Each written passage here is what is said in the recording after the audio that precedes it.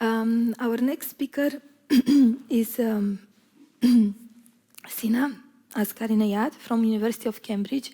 He will be discussing the corrosion mechanisms from a theoretical and also a practical point of view based on the experiments they have performed.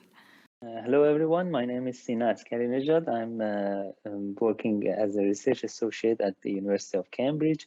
We are part of Qualify, and we're responsible in predicting long-term performance of adhesive joints. We work on both aspects of strength prediction in presence of crack, and also we work on the delamination of adhesive steel interface due to exposure to salt water. I'll go through the presentation. Just one moment. As I mentioned, we mostly in the last 2 years of the project, we were working on the delamination of adhesive steel interface due to corrosion and diffusion of salt water in the adhesive. And there are a lot of challenges in this problem, and there are a lot of fundamental questions needed to be answered. And we try to design and perform experiments in order to answer to those questions. So this is the outline of my presentation.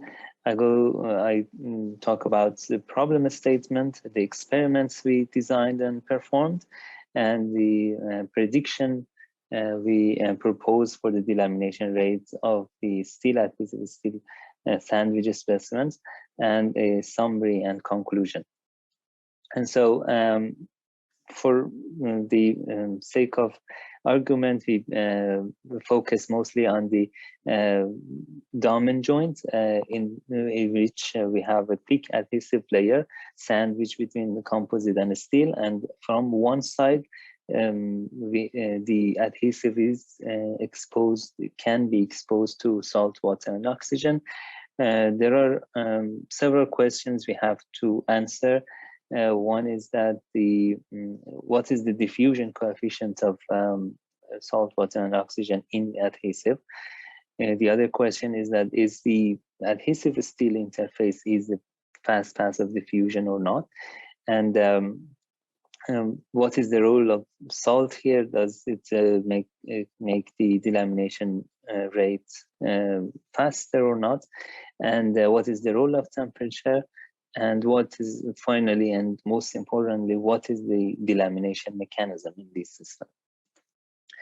First of all, we did the gravimetric measurement on a sheet of adhesive. It's 50 by 50 by 1.3 millimeter adhesive that I immerse in water and record the water uptake, and using that we can find the diffusion coefficient and the maximum water uptake in different temperatures.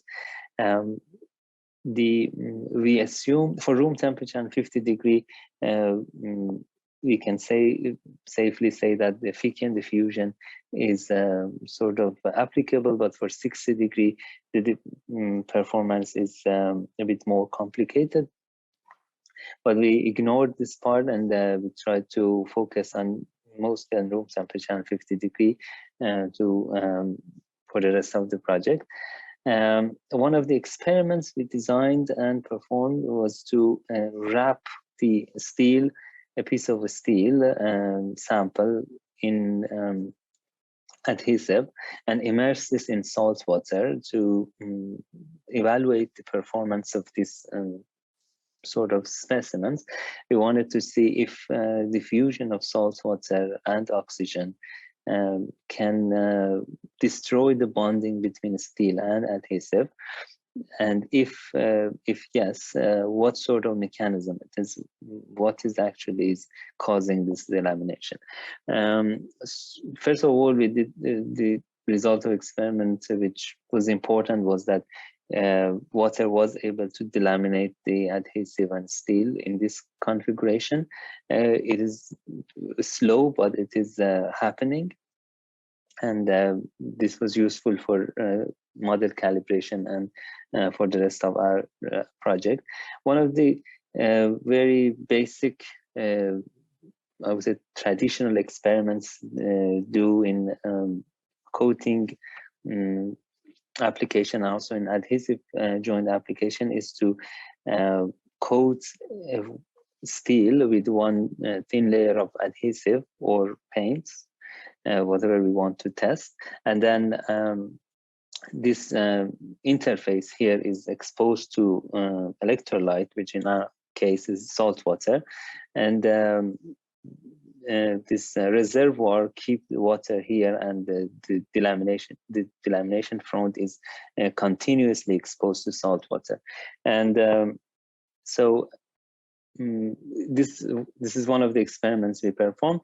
The other experiment was the steel adhesive steel sandwich specimen, which is closer to the joint configuration that we have in the main problem, and then we also investigate the delamination rate in these specimens. So first of all, in samples which were like a side grip coated steel, first of all, we see a very huge dependency on the concentration of salt in water. This is the delamination length versus time, and there is a huge difference caused by presence of salt, and this mechanism, which we later on we understand this is the cathodic delamination, it's very fast, and the slope of this curve is half, so its delamination length is proportional to the square root of time. But in our sandwich specimens, the delamination is much slower, and it's actually comparable to what happens in this joint in presence of deionized water. So this was the moment that we started to challenge ourselves to say what is the mechanism. So if this is not cathodic delamination, then what is causing the delamination? In order to just give some background about the chemistry, so there are three competing mechanisms that can happen whenever there is a adhesive steel interface exposed to salt water. One of them is cathodic delamination, in which oxidation of iron happens in one side and reduction of oxygen happens at the crack tip, and presence of sodium ions basically cause the increased production of OH minus at the crack tip, and hence in a faster delamination. We have the free corrosion, in which oxygen and water diffuse to the crack tip and basically have the reaction with iron, steel, and create rust, and this rust causes the delamination. The other mechanism, called hydrolysis of the interface, is just governed by water. Water attacks the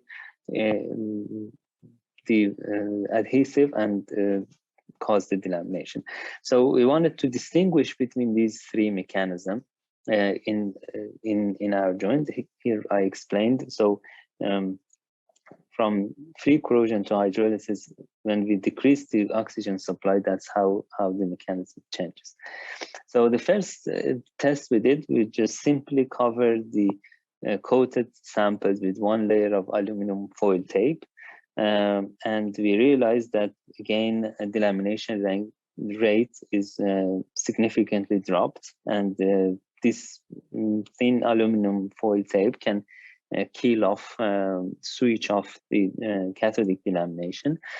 But again, the other experiment we did, we used the same specimens in a vacuum chamber and nitrogen chamber, where oxygen is not present, and again, surprisingly, we got similar delamination rate. So all these experiments showed us that delamination is not dependent to supply of oxygen in our system. So we used this information and all the parameters that we found in previous experiments. We also constructed a finite element model and tried to predict the delamination lengths as a function of time in this sandwich configuration. But what is the take-home message from all these experiments and studies? One is that the most important one is that the joint configuration is extremely important in the delamination mechanism and the delamination rate. For the dominant joint, which is a closed joint configuration, the supply of oxygen is limited, so we can confidently say that cathodic delamination is switched off, and this is a huge relief, I would say, because cathodic delamination is very catastrophic, and in dominant joints, cathodic delamination is not happening. So what is the mechanism behind the delamination? Considering that delamination was independent of supply of oxygen, it cannot be free corrosion. So the only mechanism that can be responsible for delamination is the hydrolysis.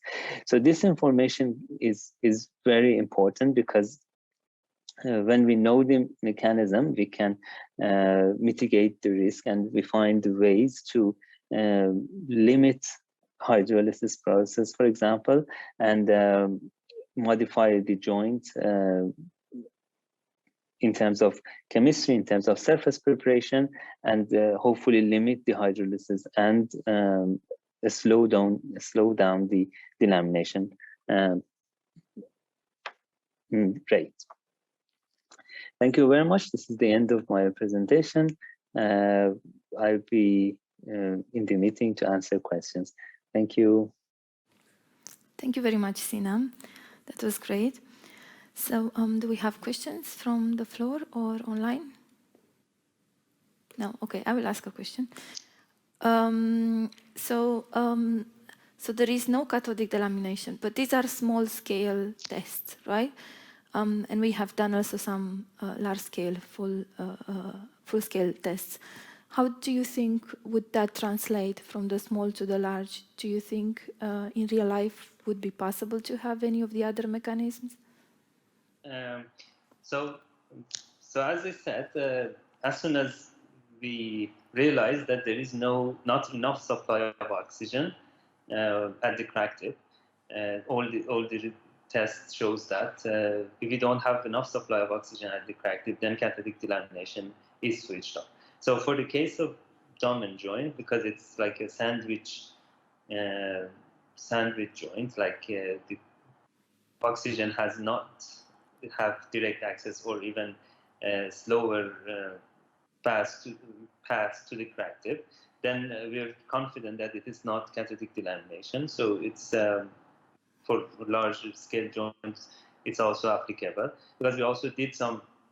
The experiment that I showed was very coupon level, but we also did some aging in larger scale samples. It's the same. Whenever the adhesive layer thickness is large and we have a sandwich configuration, we can confidently say that cathodic delamination is not happening. Should we be worried about the hydrolysis? I know this is a natural degradation for polymers, but long term, do you see that as a problem? I don't see that as a problem. So sort of our experiment is sort of too severe, because we continuously expose the interface to salt water and the ionized water, but this is not what is happening in actual joint. And the other thing is that because of the scale of the samples that we're making, I was not able to completely prepare the sample, the steel surface, like what we do in shipbuilding. So the quality of bonding in terms of surface roughness of steel and all those details in actual joint is better. So that also slows down the hydrolysis. So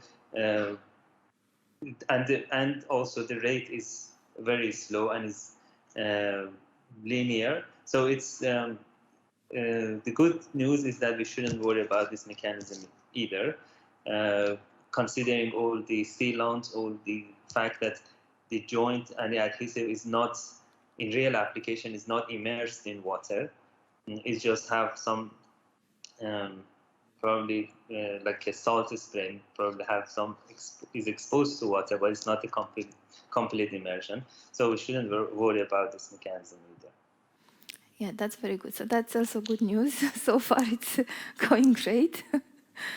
Do we have a question online? Yes, please. Look.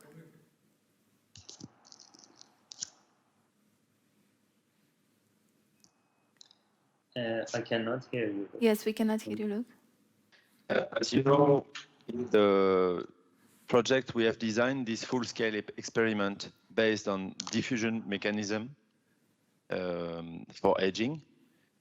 So I think you partially answered the question, but could you confirm from this finding that you have, do you think by the fact that we fully immersed the specimen, so we somehow modified the supply of oxygen compared to a dry air environment with moisture in the air?